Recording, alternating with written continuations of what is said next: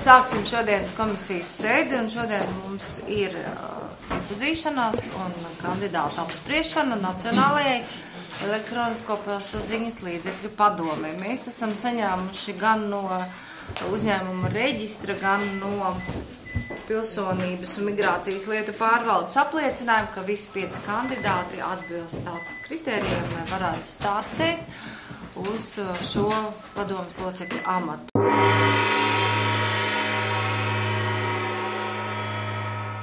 Ja mēs televīzijā veidosim interesantu saturu, risinot tās problēmas, kas nav risināts, radot šos cilvēkus, kas dzīvo, kā es rakstīju, mums ir korespondents Briselē, bet mums nav korespondents Pļauniekos un Bolderā, ja es būtu Latgalē austumu, dzīvot Ludzā, un es būtu Krievs, un mani rādītu televīzijā, un pēc tam es sameklētu informāciju par šo te problēmu, jebkurā tajā vietā.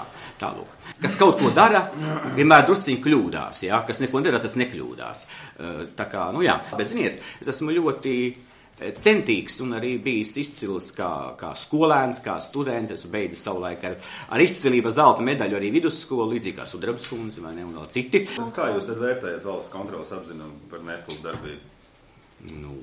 Iepazinies? Jā, es vērtēju pareizi. Normāli. Tātad labs ziņojums, tā kā Nepal ir vispareiz darījis.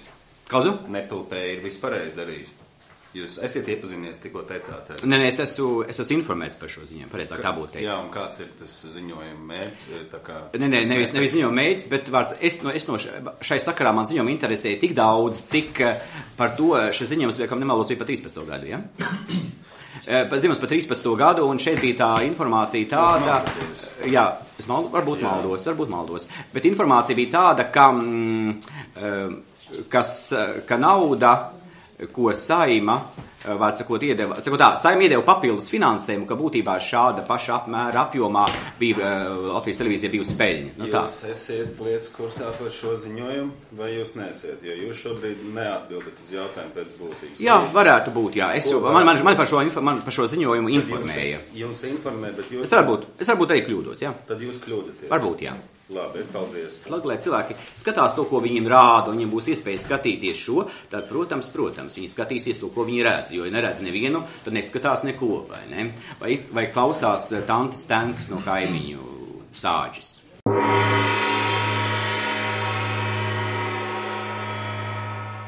Vai jūs esiet lietas kursā par Latvijas Rādio 5 budžetu? Neesmu kursā. Vai jūs arī esat kursā par viņu saturu, ka pēdējā laika aktualitāte, kas ir pieliec punktu, kur tiek pārkāpt? Vai jūs redzat tur likuma pārkāpt, vai jūs esat lietas kursā par šo? Kas ir tagad? Jūs Tikko Gunta Līdaka izstāstīja par pēdējo 26. māju raidījumu. Šeit ir jāsaka, es, piedodiet, neesmu tai vecumā, kas ļoti lielu uzmanību pievērš Latvijas Rādio 5. Mjārtāna kungs arī nav tajā vecumā. Viņš arī nepievērš. Jā, bet ir Latvijas Rādio ir revizija, tas ir padome, ir revizijas komisija, kurai būtu jāskat šīs lietas. Es nedomāju, ka katram padomas loceklim būtu jāskatās un jāklausās visas komerces radiostacijas, jo tas vienkārši nav iespējams. Bet droši vien atbildības joma katram ir sava, un ja ir signāli, tad ir jāskatās un jāklausās, ja arī jāveic monitorings. Šobrīd jūs nezināt par tiem signāliem nekā? Ne. Droši vien, ka padomas priekšsēdētājs, protams, ir ļoti gudrs un visādi citādi atraktīvs profesors, bet... Dimanta kungs, jā? Jā, Dimanta kungs, bet droši vien... Sāk skanēt, kā mēs dzirdam. Tas, kas man nāca augstī, tas, kad ir tāda vēsts palaist, ja jūs tiksiet šajā komisijā, piemēram, ievēlēt šajā padomē, ja, tad Dimanta kungs atkāpšoties. Es tad nolikšu mandātu. Sakiet, lūdzu, vai jūs zinat, kāda jums būs alga, ja jūs ieņemsiet šo amatu? Atbilstoši nostrādātajām stundām. Kāda? Jums ir nojauta? padomas locekļiem katram pēc manā rīcībā esošās informācijas, kas ir publicēta un Neplu mājaslapā, katram ir savādāka alga. Es nevaru pateikt. Jūs nevarat nosaukt nekādu ciparu, jūs nezināt, vai kāda ir jūsu atbilde? Jūs tagad atsaukat nosnāru stundām. Teiksim, Grūbas kungam bija pēdējā, cik es redzēju, 900 eiro, savukārt Deļevskas kundzei 1400.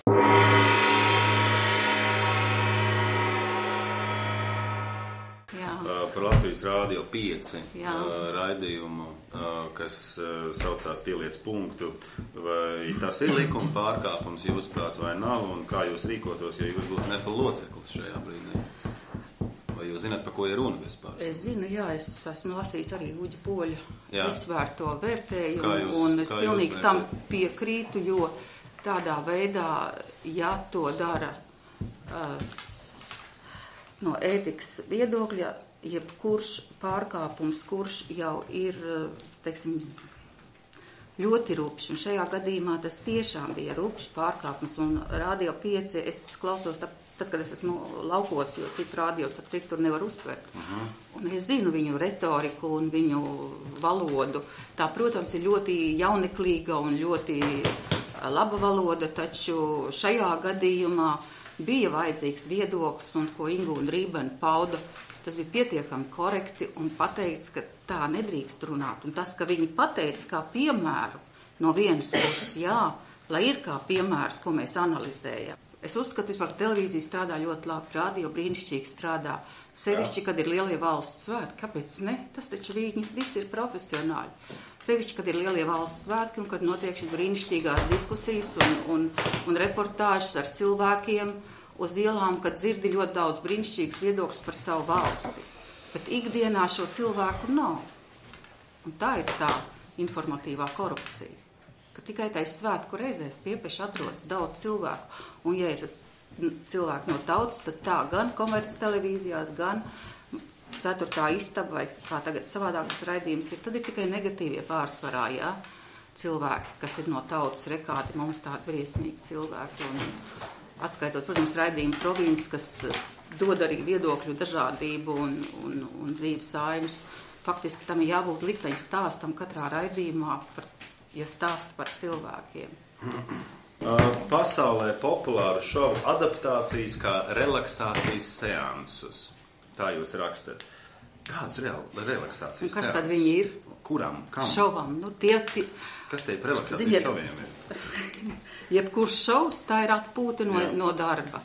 Ja jūs esat noguris, pārguris kā vecs suns, pārvalkaties mājās, tad jūs vienkārši kādu brīdi gribat paskatīties, kā citi pasaulē līksmo, vai arī iekrīt kaut kādās bedrēs un asprātīgās saspēlēs un tā tālāk.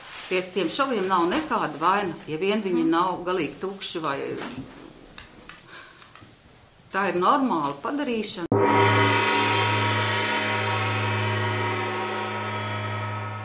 Strādāju žurnālā Nedēļa, pāris gadus kļuvu vienu gadu arī par gadu labākā raksta autoru, bet tad kā man teica kādreiz, starp citu, pasniedzējs, kas šeit kandidēja arī šajā amatā, Aleksandrs Mīļņins. Viņš pēc jums nāks. Viņam bija tāda laba tēze, kādā 2. kursā, viņam bija teikt, nevajag jaut puķis un puķu podu. Tad, cik es esmu dzirdējis, jūs iet par LTV jauno kanālu izveidi krievu valodā, kas būs tā kā LTV 3. Jūs atbalstat šādu? Es atbalstu kanāls, es domāju, ir anahronisks jēdziens vispār. Kas ir anahronisks? Tad novecojis neatbilstoši laikmetam, tāpēc, ka par kanālu mēs varējām runāt pirms mediju konverģences laika. Kas ir konverģence? Mediju konverģence tātad sākot ar 2006. gadu, kad Ričards Dženkins ieviesa tas ir ļoti speciāli viens autors ir ieviesis mediju konverģences jēdzienu, jo konverģence nāk no konkrētas teorijas, kas ir saistīta ar interneta un tradicionālo mēdīju saplūšanu. Un šī konverģences paradigma ir nostiprinājusies. Es uzdevu jautājumu par LTV 3. Informācija un visu cieņu jaunam cilvēkam. Pretendēt šo amatu. Man, zināmā mērā, interesē arī jūsu darba gaitas. Jo es paņēmu un paskatījos faktiski gads un jauna darba vieta. Un tas ir ļoti interesanti, un kas vēl? Nu, protams, jūs esat beidza komunikācijas speciāli, loģiski, ka jūs arī šajā jomā strādāt, bet nu, es gribētu dažas lietas varbūt kolēģiem šeit pateikt, un faktiski līdz ar to varbūt, ka jūs no visa šī glāsta varētu pateikt, nu, kas ir tas, kas jums jau iepriekšējās darba vietās izdevies panākt, jo es skatos tā, jūs esat bijis tātad aizsardzības ministra Vineta Veldes padomnieks sabiedrisku attiecību jautājumā. Nedaudz laiks pagāja, jūs bijāt pēc tam kultūras ministrs Sarmīts Eletes padomnieks sabiedrības integrācijas jautājumā. Šobrīd jūs esat Dacas Melbārdas padomnieks sabiedrisko integrāciju jautājumā. Saprotiet, un pēc, par starpu vēl te bija vēl viens pasniedzējs tas. Tomēr, es saprotu, jaunam cilvēkam ir izaicinājumi, bet kas ir tas, kas jums faktiski, šajās periodā, kas ir nosacīti no 2001. līdz 2014. Ja, ir tik strauji mainīt šos darba vietas? Vai tas ir jūsu dzīves, kā saka, mainījušies jūsu priekšnieki, vai mainījušies politiķi, vai politiskās partijas, vai, kas ir tā lieta faktiski? Ja? Jo, palasēt, tīri nejauc. Jā, var rasties tās priekšas piekrītu. Es arī esmu paralēli, kā jūs tur redzat, strādājis vairākos. Pirmkārt, līdz 5. gadam es strādāju žurnālistikā tikai. Sāksim ar to, un es biju pamatā pētnieciskā analītiskā žurnālistika, es biju biju 4 gadus apkārt raksta uz Dēlnes, ko izdeva Sabiedrība par atklātību Dēlne redaktors. Tas bija ļoti fokusēts izdevums, tas bija mēdījis, reģistrēts kā mēdījis, kurš pamatā fokusēs tieši uz korupcijas jautājumu analīzi, faktiski tātad analītisku pētniecisku žurnālistiku. Tad esmu strādājis žurnālā Nedēļa, pāris gadus, kļuvu vienu gadu arī par gadu labākā raksta autoru, bet tad esmu žurnālists bijis līdz 5. gadam, es arī nedaudz panorāmā pastrādāju, bet tur es sapratu, kā jau kurš cilvēks saprot kaut kādas savas vājās un stiprās puses, ka televīzijas žurnālistika nav mans žanrs. Lai gan es viņu biju mācījies augstskolā, arī radiožurnālistiku biju mācījies, šie žanri man īsti nebija tuvākie, dažādi iemesli dēļ, lai gan montēt man patika un taisīt sižets man patika, bet kaut kā īsti negāja. Es 5. gadā principiāli izvēlējos pamest žurnālistiku un nekad neesmu atgriezies tajā. Latvijas Rādio 5 rādījums pieliec punktu. Vai tas ir likuma pārkāpums un kā jūs rīkotos, ja jūs būtu NPLP loceklis? Vai jūs zināt, par ko es runāju? Jā, esmu sekojis pēdējo dienu ažiotāžai ap šo raidījumu.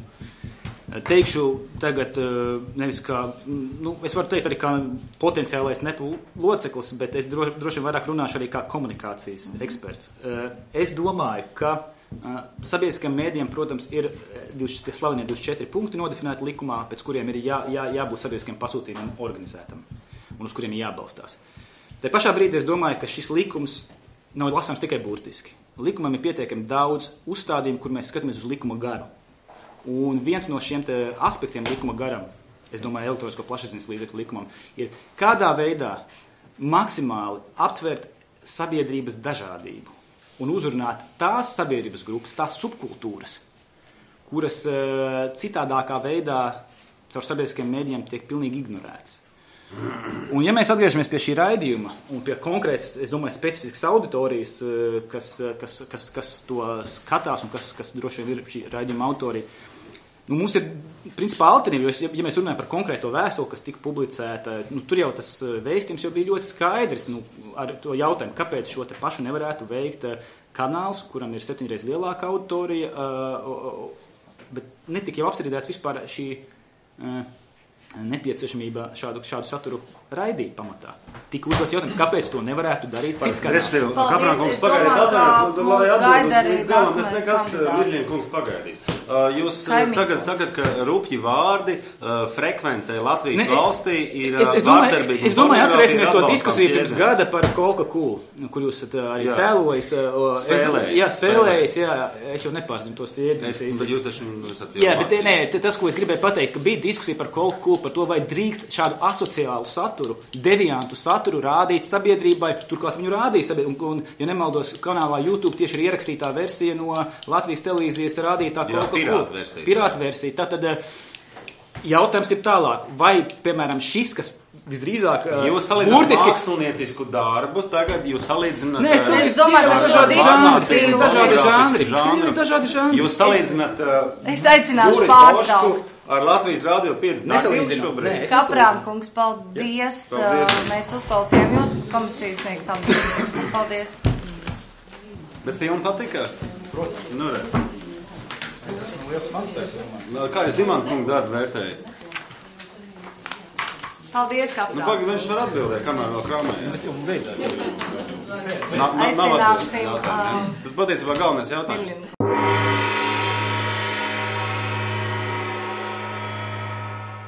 Latvijas Rādio 5 raidījums, tas, kur, kā jūs vispār vērtējat to raidījumu, kas saucās Pieliec punktu, vai tas ir likuma pārkāpums, un kā jūs rīkotos, ja jūs būtu Nepela loceklis? Man ir divas atbildes uz šo jautājumu. Viena atbilde ir ļoti vienkārši. Kaimiņu kungs, es esmu jūsu raidījuma skatītājs. Esmu redzējis jūsu raidījumu, kas ir veltīta TV5 atskaitē. Ir jautājums tāds jums, kolēģi, ja mēs jau ne jau šodien uzzinājām, ka Dace, Gunta, Sēva, Mārtiņš un Aleksandrs nāks pie mums. Mēs šodien viņus uzklausījām. Un ko tad jūs tagad iesiet un atrunāsiet ar savām frakcijām, tagad, ko teica tas vai tas, un ko tad darīt? Šis lēmums jau tā kā, es domāju, šeit tiek pieņemts. Viņš tiek pieņemts. Jums tagad jāatrunā ir savs lēmums vai kā? Kāpēc mēs nevaram likt uz balsošanu un darīt to tagad? Es paskaidrošu, kā lēmums par to, kurš būs kandidāts. Šeit jūs ir deleģēti Saeimā ar balsojumu, mēs tikai piedāvājam Saeimai. Kāpēc mēs nevaram to darīt? Un šajā gadījumā, tieši tā kā jūs teicāt, patiesībā frakcijai būtu vērts uzklausīt, kādas atbildes sniedza visi šie kandidāti. Tā kā es piekrītu Čigārtas kundzes priekšlikumam, vai citi, vai vēl kādu priekšlikumu? Mans priekšlikums ir balsot tagad. Jā, atšķirīgs priekšlikums, jums jāizšķiera balsojumu.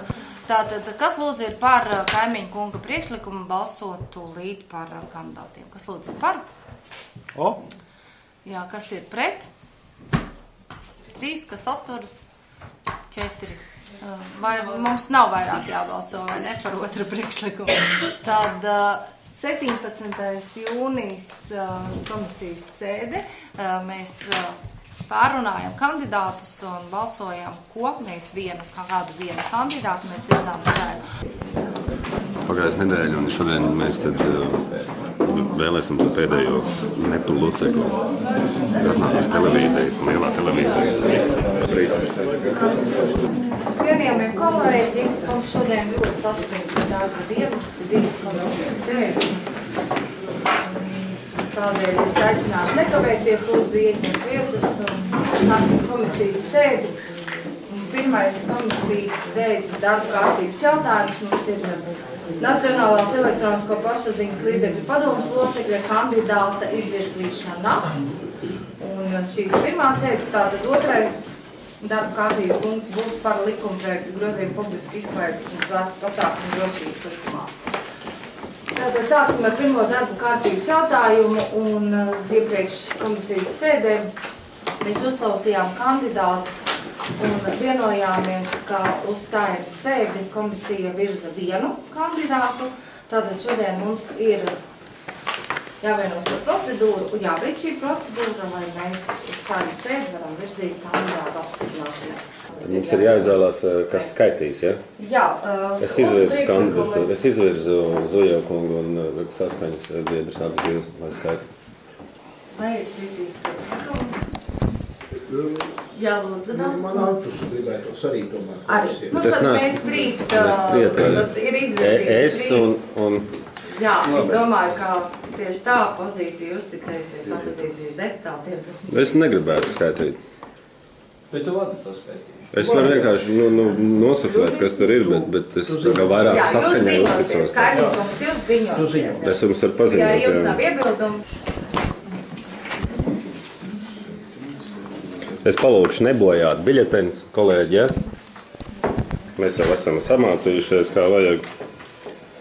Vai ziņotāji var sniegt ziņojumu? Vienbalsīgi par Dace Kezberu. Tātad 7 par Dace Kezberu.